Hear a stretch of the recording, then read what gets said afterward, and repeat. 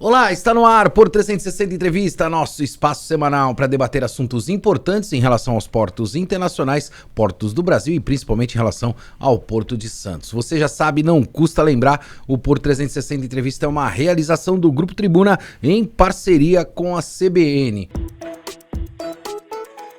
Porto 360. Patrocínio.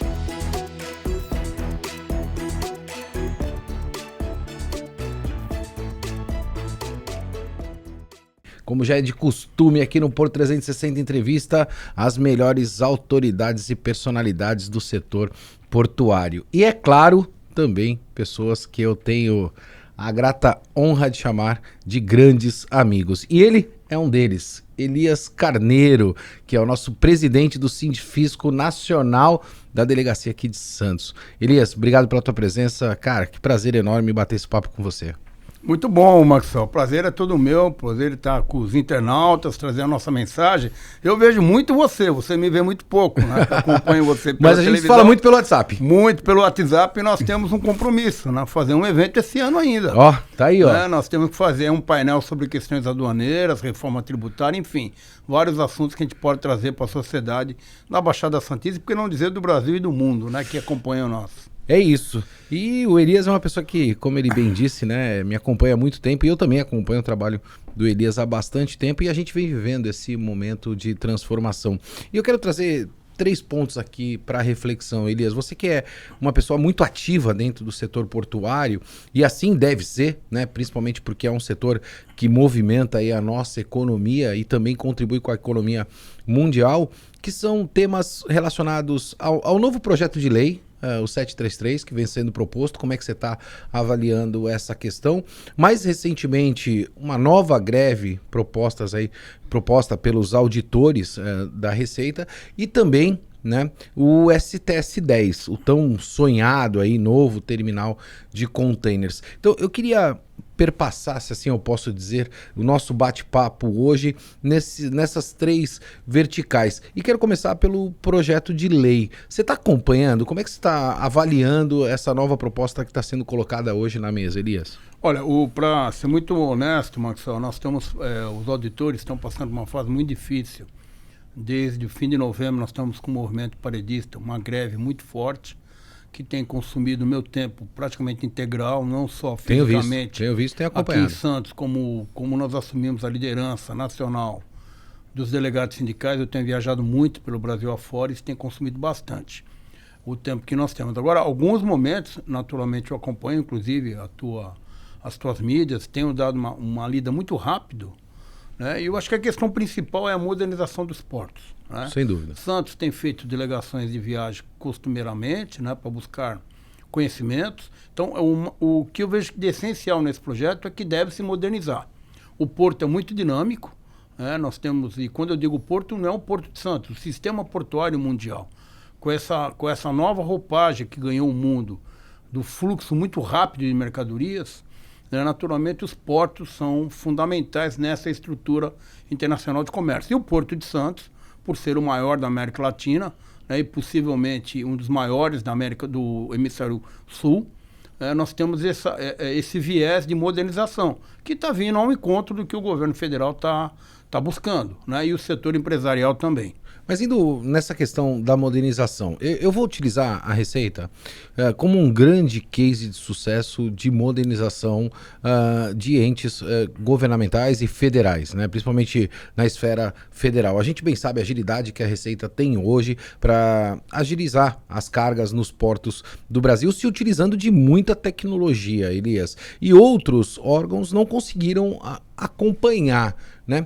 Qual é o segredo para esse país tão burocrático que a gente tem? A gente está com um novo projeto de lei na mesa, né, como a gente vem debatendo, colocando uma série de questões bastante ali polêmicas, mas de outra forma eu percebo que a gente não faz os enfrentamentos que são necessários serem feitos. Me parece que é aquele tão conhecido jabuti, né? Então assim, eu tenho aqui 1000 coisas que eu vou colocar dentro do meu projeto de lei e se 3 passarem, que vão atender ali determinados interesses, tá tudo certo. E aí a gente demora mais 20 anos para poder desburocratizar ou avançar em determinados pontos. Como é que você faz essa avaliação? Qual foi o segredo da Receita, né, para ser tão eficiente como ela é nos dias atuais em relação aos processos eletrônicos? Bom, a Receita Federal, nós poderíamos passar aqui a tarde inteira, ou o dia inteiro, melhor dizendo, para conversar sobre a estrutura da Receita. A Receita é um órgão extremamente moderno, né? Ela tem há mais de 30 anos profissionais auditores e outros membros de carreiras que integram a Receita trabalhando no setor de informática. A Receita Federal já foi prêmio da Microsoft com o melhor sistema de controle aduaneiro do mundo, olha só, o melhor sistema de imposto de renda do mundo. O imposto de renda hoje é simples, você entra na declaração pré-preenchida, em 15 minutos ela está pronta. Posso fazer um recorte aí, para depois você responder o meu questionamento, que ele é até um pouco mais complexo, mas em conversa que nós tivemos em um determinado evento, eu não sei se você que fez essa colocação ou alguma outra pessoa, de que o imposto de renda ele vai acabar em determinado momento, porque a Receita já sabe absolutamente tudo. É algo disruptivo, de novo, dentro desse universo. E isso se transfere automaticamente para o despacho sobre águas. Nós vamos chegar num determinado momento que o trabalho do despachante, já estamos chegando, né, ele vai deixar de existir, ele vai virar um consultor. O mercado portuário está preparado para isso, Elias? Depois eu volto lá na PL, porque você me falou do imposto de renda e me chamou muito essa atenção, porque é algo que realmente é disruptivo. A Receita Federal na área aduaneira, ela está muito moderna, muito além, né, do que nós esperamos no dia a dia. A Receita Federal trabalha há 20 anos na frente. A área aduaneira, com certeza, dentro de 3, 4, 5 anos, os despachos vão ser quase todos feitos antecipadamente. A Receita Federal hoje trabalha muito o CNPJ e muito pouco a conferência física, o que explico melhor. Hoje nós estamos vendo mais a capacidade de importação e exportação do CNPJ do que propriamente a carga. Ou seja, nós criamos um salvo-conduto para aqueles bons contribuintes. Que não deve ser o conceito. Eu fico muito contente quando eu ouço, né, um representante da Receita fazer esse tipo de colocação, Elias, porque, na verdade, as leis que nós temos no Brasil, elas são para gerir as pessoas que cometem infrações. E aquelas pessoas que, na verdade, não cometem infrações, elas têm de se adaptar àquele modelo engessado, arcaico, burocrático, protecionista, né, para que não hajam infrações. Esse é o modelo da Receita? Essa é o mindset, a mentalidade, o preventivo?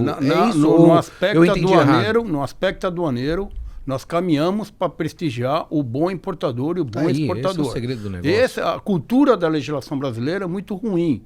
Ela faz a legislação para evitar a fraude. Ela não faz a legislação para prestigiar o correto. Isso é muito ruim. E na aduana nós estamos fazendo isso invertido. Nós temos vários segmentos hoje no Brasil que tem liberação praticamente integral. Em casos pontuais, a Receita age, aí sim, quando age e detecta alguma falha, comprovada a má-fé, a pessoa é punida exemplarmente. Mas isso é uma exceção, não é a regra. Agora, o que é importante saber, toda a carga que passa hoje pela Receita Federal no Brasil, tanto de importação como de exportação, nós temos total controle. Nós sabemos o que está passando, o que está saindo.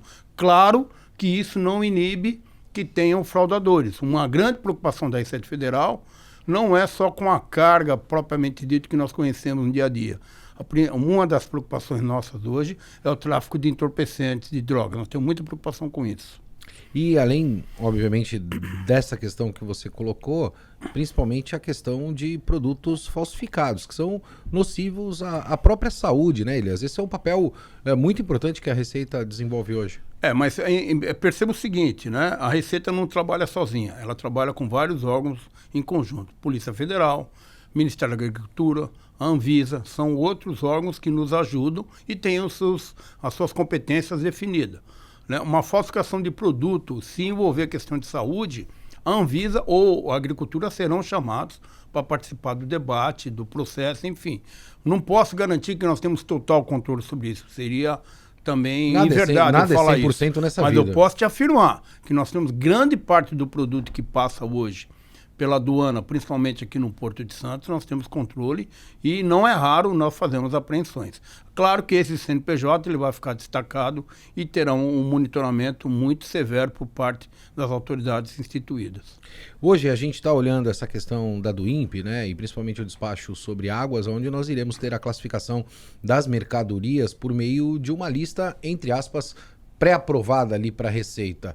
Se eu tiver um CNPJ, né, e esse CNPJ ele for um CNPJ que rotineiramente importa um determinado tipo de produto e eu siga obrigatoriamente todo um regramento que está estabelecido, eu posso ter a tranquilidade que sempre terei canal verde. Tranquilamente. Muito raramente não terá canal verde. E quando não tiver, possivelmente alguma questão pontual que o próprio despachante pode estar no sistema, interagir com a Receita, é corrigido, é saneado e a carga é liberada. É muito raro quando isso não acontece.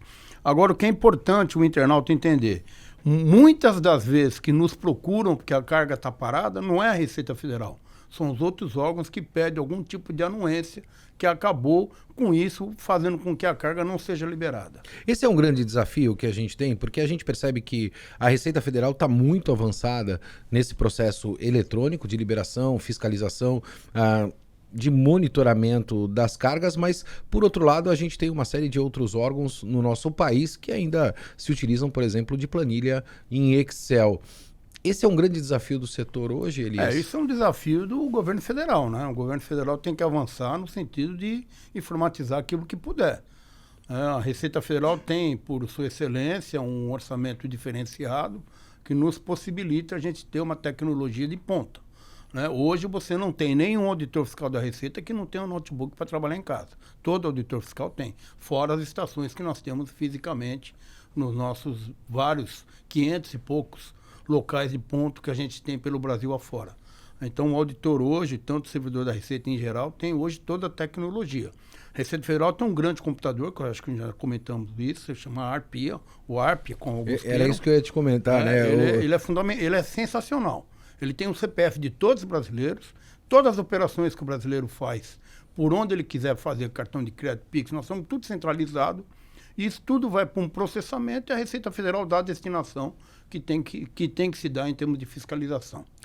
Ou seja, antigamente um auditor fiscal ele tinha que ter uma expertise muito grande, né, para poder monitorar milhares e milhares de containers, porque ele teria que ter o olhar físico efetivo ali daquela fiscalização. E hoje esse grande computador já traz o job, eu vou chamar de job, né? Ele traz ali o job na tela do auditor e já diz assim, olha, dá uma olhada ali no CPF de determinada pessoa, né, que é dono de uma determinada empresa, porque eu estou acreditando, que né, ou imaginando que está incompatível. A econômica dele está incompatível com a importação que ele está fazendo. O próprio computador vai nos avisar.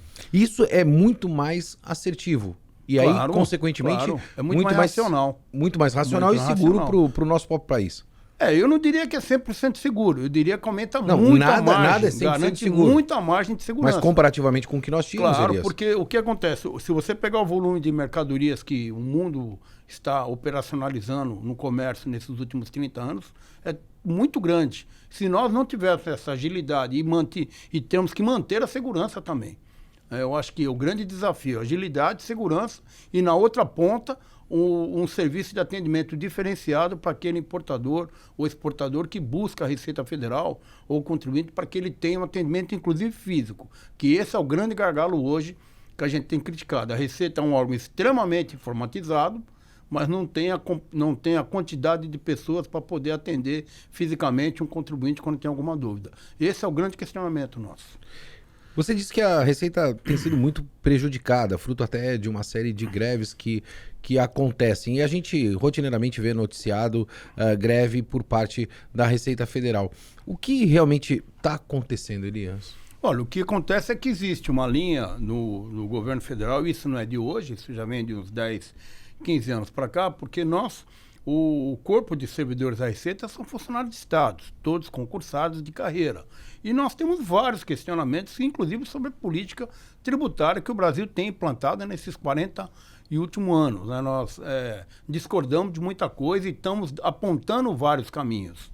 né? Por exemplo, agora na questão da isenção de R$ 5.000 que o governo promete que entre em vigor a partir do mês de janeiro. Nós já propusemos uma série de medidas tributárias para compensar essa perda. E o governo não seguiu, o governo foi por um outro caminho e nós fizemos crítica severa pela maneira como o governo conduziu essa questão. Enfim, agora isso está levando que nós, Receita Federal, estejamos de lado um pouco no país. Eu não sei se é porque eles acham que a Receita vai muito bem, obrigado, e não precisa de atenção, ou porque então é propositalmente por uma parte de lideranças, inclusive do Congresso Nacional, que não querem a Receita Federal fortalecida. Porque por ser um órgão de Estado, como a polícia, a justiça, nós temos o dever de ofício que muitas vezes não agrada à sociedade.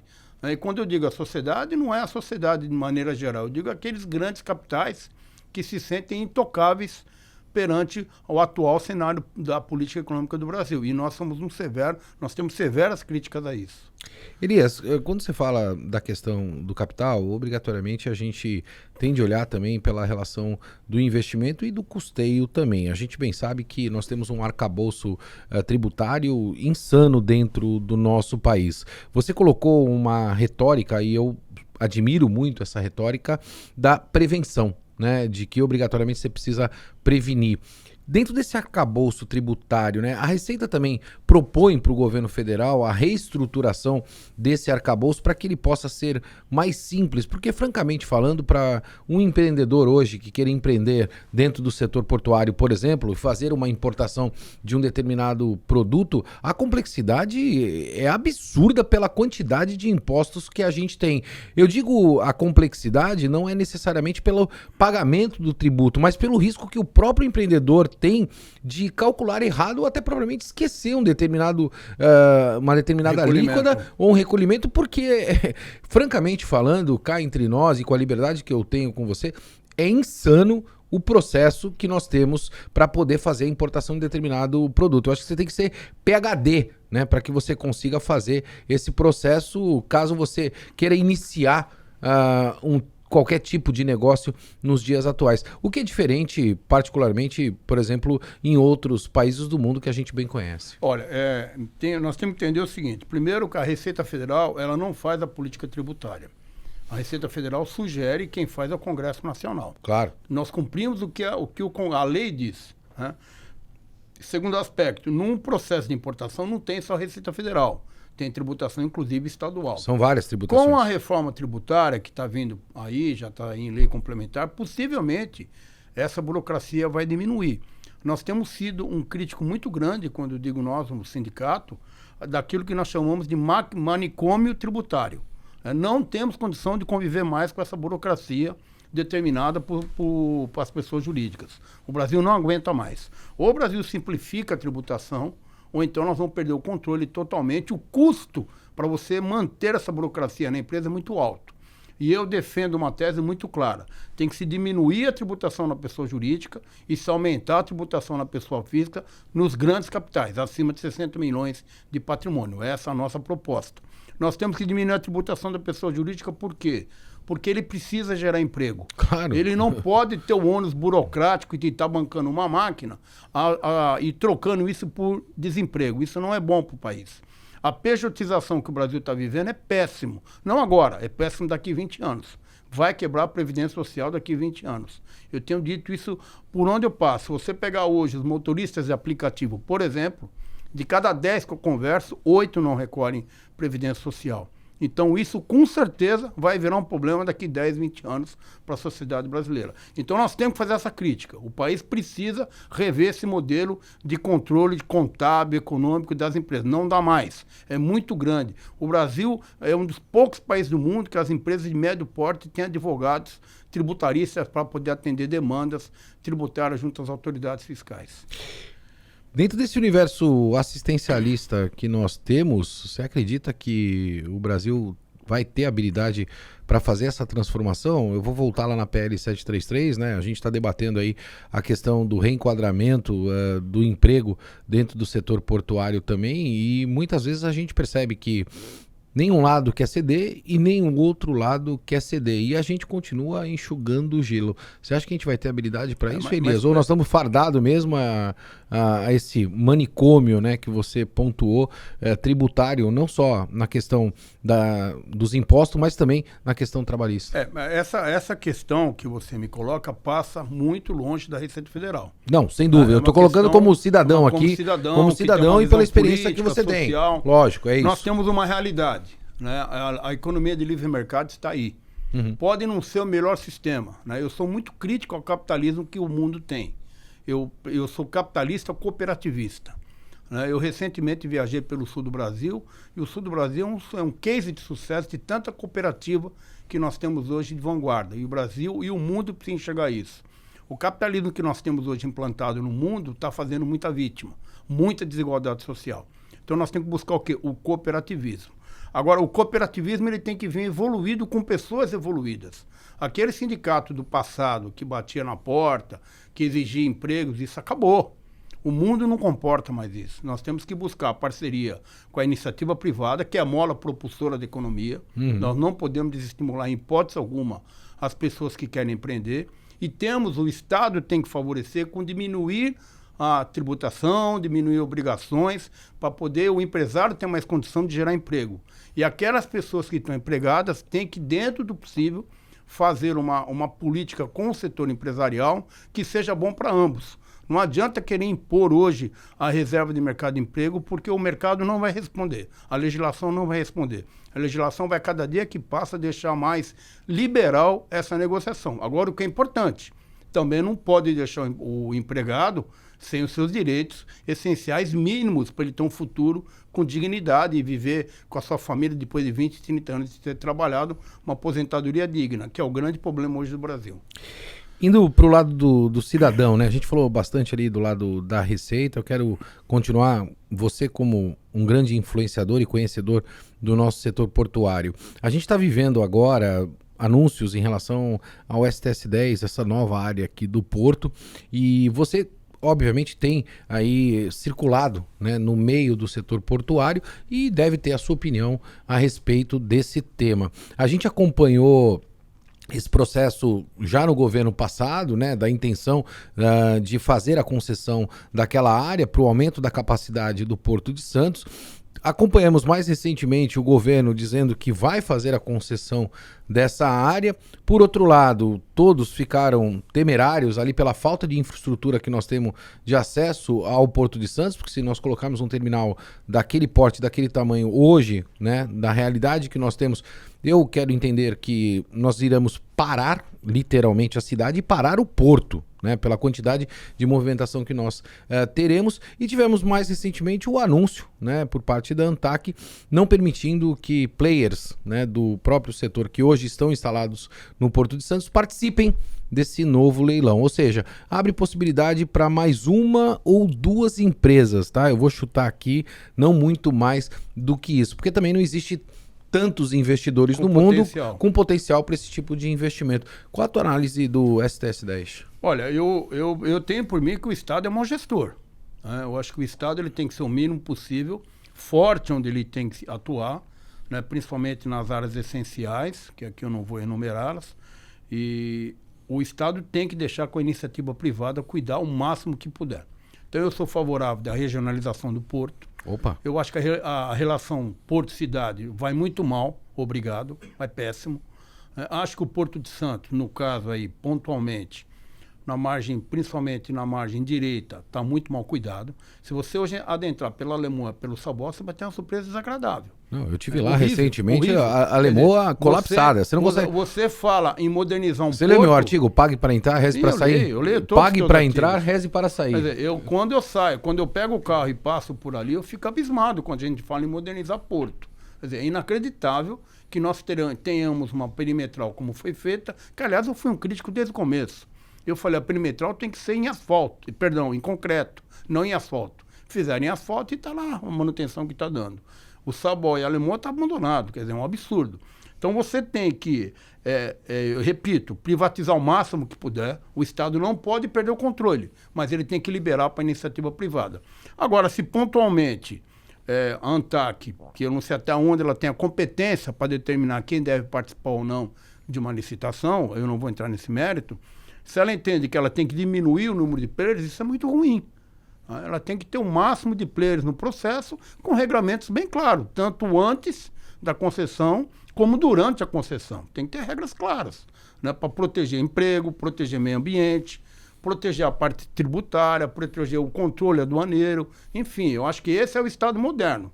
E nós precisamos avançar muito nisso. Nós estamos avançando muito pouco. Quando eu vejo o tratamento que dão nas vias do acesso ao Porto de Santos, me dá uma decepção muito grande, porque mostra que o Estado não está eficiente, precisa dar uma melhorada nisso. A gente corre o risco desse projeto não sair, uma vez que existe a possibilidade de judicialização nesse ano e ano que vem eleições, e aí a gente sabe que vira palanque, Elias? O problema do Brasil, o Maxwell, tudo vira justiça aqui. De cada 10 bilhetes aéreos vendidos no Brasil, 2 vão para a justiça. As companhias aéreas não aguentam. Qualquer coisa aqui você vai para a justiça, e quando você vai para a justiça no Brasil, é no mínimo 15 anos. Né? Tem juiz de primeira instância, decisão de segunda instância, aí vai para o STJ, e não raro vai para o STF. O STF julga tudo no Brasil. E aí quem é que tem estabilidade jurídica para investir no país? Esse é o grande problema. Se o Brasil não fizer uma reforma na estrutura de normas do Poder Judiciário, do processo judiciário, fica muito instável, as pessoas ficam inseguras e os grandes capitais não investem aqui. Para finalizar, Elias, nós temos aí mais de 20 obras anunciadas. Estou falando como cidadão porque você é um crítico ferrenho grande. E você tem uma percepção bastante lúcida, pelo menos essa é a minha opinião, do todo, né? A gente tem aproximadamente aí mais de 20 obras anunciadas pelo governo federal, estadual e municipal, né?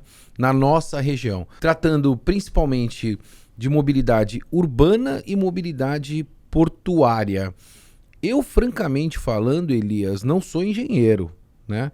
Mas se nós fizermos 2 obras das 20, ou mais de 20, anunciadas como o STS-10 e o túnel Santos-Guarujá, a cidade também para, e a gente também para o porto. E aí vem o meu questionamento, por que de tanto anúncio, né, de tantas obras que ficam paralisadas, não são encaminhadas? E eu vou te dar o exemplo aqui de mobilidade urbana, que é a questão do VLT, que poderia contribuir muito para o desenvolvimento da nossa região e também do porto, né? Porque eu não sei se você bem sabe, não existe linha, né, que atenda os trabalhadores portuários dentro do porto. Então, se eu quiser pegar um ônibus para sair daqui do centro de Santos para ir a BTP, eu não tenho um ônibus que faça isso. E a gente não trata do que é realmente problema. Por que a sociedade está anestesiada com tantos anúncios políticos de obras na nossa região? Porque nós não temos política de Estado. As pessoas, os governantes assumem, querem fazer a sua política por 4, 8 anos e vão embora. Não dão sequência. Vamos fazer uma ficção. Vamos imaginar que nós tivéssemos uma terceira pista de imigrantes hoje. O que mudaria com os caminhões? Iam botar onde os caminhões aqui embaixo? Não mudaria nada. Você iria só desafogar a estrada. Mas o caminhão ia ficar parado aqui aonde? No mesmo lugar que ele está hoje. Por quê? Porque não tem política de Estado. O governante brasileiro, e de maneira geral, ele não pensa 30, 40, 100 anos na frente, como nós tivemos os canais aqui. Isso aqui é política de Estado, foi pensado há 100 anos atrás. Está aí os canais hoje em pleno funcionamento e cumprindo a sua função. Se o governante pensasse 50, 100 anos na frente, nós estaremos na vanguarda. Todos os projetos de Estado que o Brasil encampou deram certo. Posso te dar um exemplo. Metrô, política de prevenção à AIDS, Embraer, foram tudo projetos de médio e longo prazo, de estadistas. Agora, esses projetos de curto prazo, aquele que começa o viaduto e não termina, aquele que vai fazer o túnel não está preocupado onde vai botar o carro depois, aquele que libera prédios de 40, 50 andares, esquece que não tem onde pôr o carro, que a cidade não comporta. Isso não é política de Estado, isso é política de pessoas que vê de maneira imediata. Esse é o grande diferencial do estadista para o governante de plantão. Para finalizar, a gente precisa mudar as lideranças do setor portuário e também da nossa região para que a gente possa mudar esse mindset? Seria esse o caminho? Nós temos que mudar os estadistas, né? A sociedade precisa buscar lideranças políticas que enxergam 30, 40, 50 anos na frente. Se nós não enxergarmos isso, nós teremos um grande problema para as gerações futuras, que já estamos tendo. Nós temos vários assuntos que a gente poderia falar aqui com muita ênfase, a questão de resíduo sólido e resíduo líquido, são problemas sérios, que o Estado não está enfrentando. Vai comprometer as gerações futuras. Desmatamento. O Brasil é um país que desmatou muito. Com exceção da Amazônia, nós estamos totalmente desmatados. Qualquer um que for viajar por centro-oeste, sul do Brasil, como eu viajo, conheço o Brasil inteiro, está totalmente desmatado. As gerações futuras irão pagar essa conta. Isso vai ter um impacto ambiental. Para finalizar mesmo agora, se deixasse eu ficaria, estourei muito tempo. Mas é bom Mas falar. eu quero, gostoso. eu gosto de tirar bastante coisa do Elias, falar. porque a gente pode reverberar muito do teu conhecimento. A gente percebe que o Porto de Santos tem o gigantismo dele, né? E nunca vai perder o seu protagonismo. Mas, de outro lado, a gente percebe, e dados da própria Receita de Movimentação de Cargas pelo Brasil, demonstram que outros portos estão crescendo e crescendo vertiginosamente. Se nós não tratarmos e fizermos os enfrentamentos que a gente precisa fazer, a gente está correndo o risco de perder esse protagonismo, Elias? Como é que você está olhando isso? Eu sou muito cético, né, nessa questão. O capitalismo, ele busca oportunidade, né? Nós temos 220 milhões de habitantes, metade da população abaixo de 25 anos, quer dizer, um público consumidor, isso é muito bom, né? As empresas querem vender para o Brasil, é um país potencialmente comprador. Agora, o mercado vai ditar isso. Agora, o Estado tem que fazer a sua parte em termos de controle. Repito, ele tem que ser mínimo, mas tem que fazer a sua parte de controle. E eu quero aqui dar um exemplo, que é uma proposta que eu estou levando onde eu posso. Nós temos um grande problema hoje no Porto de Santos, chamado fluxo de drogas. O Porto de Santos é hoje, seguramente, o maior porto da América Latina no fluxo de cocaína e coisas similares. Isso eu falei há 30 anos atrás. A Tribuna me entrevistou, eu tenho um jornal guardado. Eu disse isso, participei da CPI do narcotráfico e falaram que eu estava imaginando. Falei isso há 25, 30 anos atrás. Nós temos um problema para ser enfrentado. Essa droga não chegou de avião, essa droga não chegou de navio, ela chegou de caminhão. Esse caminhão veio por onde? Veio pelas fronteiras secas do Brasil. Esse é um problema que nós temos que enfrentar. Tem que modernizar o Estado e controlar melhor. Como? Criar um fundo de investimento de segurança mundial. Porque 99% da droga que nós aprendemos no Porto de Santos estão indo para os Estados Unidos, Ásia e Europa. E uma parte para a África. E por que nós temos que pagar essa conta? Tem que ter um fundo mundial para financiar isso. Para nós pegarmos essa droga na fronteira seca. Pegar lá em cima no Acre, na Bolívia, na divisa com a Bolívia, Foz do Iguaçu, Uruguaiana, enfim. Nós temos que fazer esse debate. Temos que criar um fundo internacional de combate ao narcotráfico e nós aqui no Brasil temos que ter um dinheiro forte para poder investir, para combater isso, que é um grande problema que a sociedade precisa enxergar, que é o controle do narcotráfico. Tá aí. Elias Carneiro, um grande amigo, um grande conhecedor, não só de assuntos relacionados à Receita Federal, mas também do nosso universo geopolítico mundial e também do nosso setor portuário. Elias, prazer enorme bater esse papo com você aqui. Muito Espero obrigado. que a gente continue esses nossos papos lá via WhatsApp, como a gente sempre o faz, debatendo eu tenho o maior por do você Hemisfério um Sul. carinho muito grande, não só pela tua postura profissional, mas como uma pessoa que vibra com o Porto. Isso é muito interessante, né? O Porto, ele faz parte da cidade, do Guarujá, de Cubatão, de Santos, São Vicente. Nós temos que viver isso, temos que melhorar essa relação. Essa relação não está boa, ela está ruim. Melhorou, mas ainda está muito aquém do que a gente precisa e você é um vetor disso, para nos ajudar a fazer essa melhora. Tá aí, como eu sempre digo, o sucesso profissional, ele passa sempre por pessoas que estão aptas a te dar a mão para que um dia você possa chegar lá. Eu tenho a sorte de ter encontrado excelentes profissionais nesse caminho. Elias é um deles. Eu vou ficando por aqui, movimentando sempre, muito mais do que informação. Forte abraço, hein? Até quarta-feira que vem. Porto 360. Patrocínio